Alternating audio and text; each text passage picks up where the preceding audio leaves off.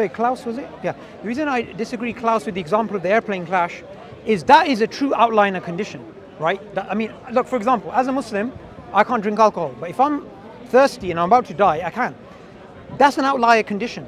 But when it comes to the diet of the Mongols, like I explained, or like in Nepal and the Philippines, people drinking milk, these types of things are not outliers, they are large regions of the world.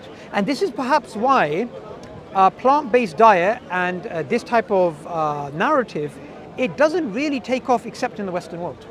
I mean, why is it, through social media, these ideas are everywhere all across the world. Why is it that they only really take hold in modern Western societies as opposed to other parts of the world, which is not the majority of the world? Well, I think in Asia, the longest lived populations historically consumed a predominantly plant-based diet. Where would you say? In China, read the China study. Chinese people eat pigs, they eat chicken. Now they do, dogs as well. Now they do, yeah, but traditionally that was just a small condiment. And the main diet was starches, legumes, grains.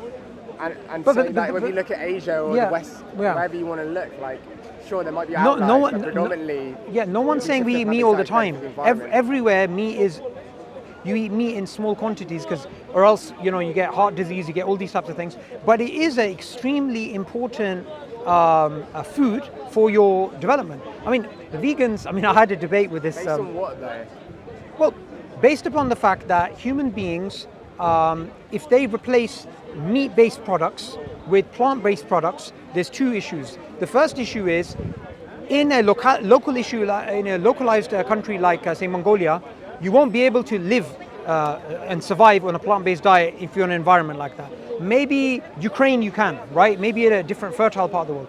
The second point is, from a nutritional point of view, what I've heard most vegans talk about the nutritional argument, I think those arguments that are being made, they are not as scientifically strong as people try and make them to be.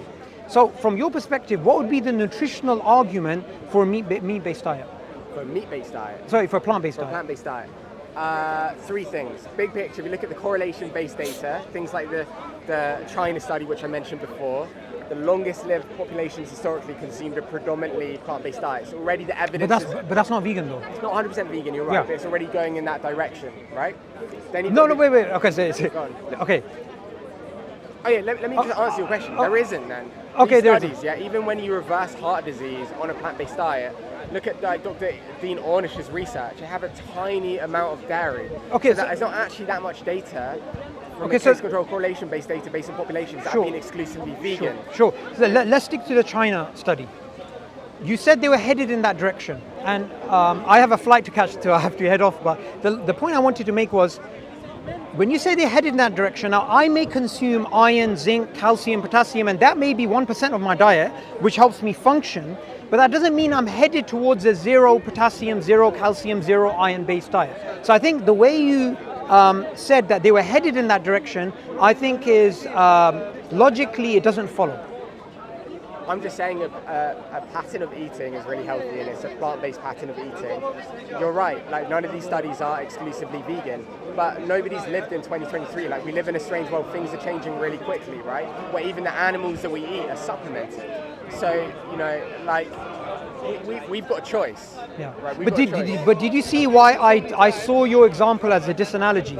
The China study, I would say, doesn't support your worldview, it supports my worldview, which is that people have throughout history, and in this case the healthy people, they've had meat as part of their diet, even if it's been 5%, 10%, whatever it was. But is that a justification for continuing it? It depends on the worldview you come from. So, for example, if you come from a consequentialist worldview, yes. If you come from a categorical worldview, perhaps no. But then it goes back into worldviews, and that's why we were having this conversation earlier. Where do you actually come to the debate from? Because nobody comes without assumptions, nobody comes without paradigms, no one comes without some inbuilt idea, some worldview from which all the data is colored. But I need to head off now. Great, thank it's you great very speaking much. to you, Klaus. Have a good Thank you so much. He's going with all the mics, bro. Sorry. I've got your mic as well. I don't know whose mic that is. That's my mic. I don't want to run off. I've actually got a flight to catch, or else I would. Yeah. As Muslims, we say God be with you. We don't say luck, because we believe all things are controlled by God. It's our theology. So nowadays, a lot of people, they start believing in lucky charms or these types of things. Do you have a belief in God? Do you believe? You don't? Okay. And what would you say is the reason that you don't believe in God? Whose is this? I was talking to him about it.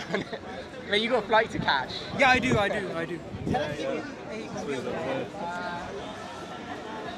really got loads, right? One for you. Don't worry. Honestly, it's great speaking to you. That's very nice. Thank you. You've got some else.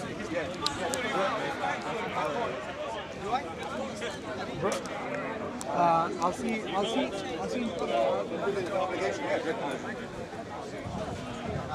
Yeah.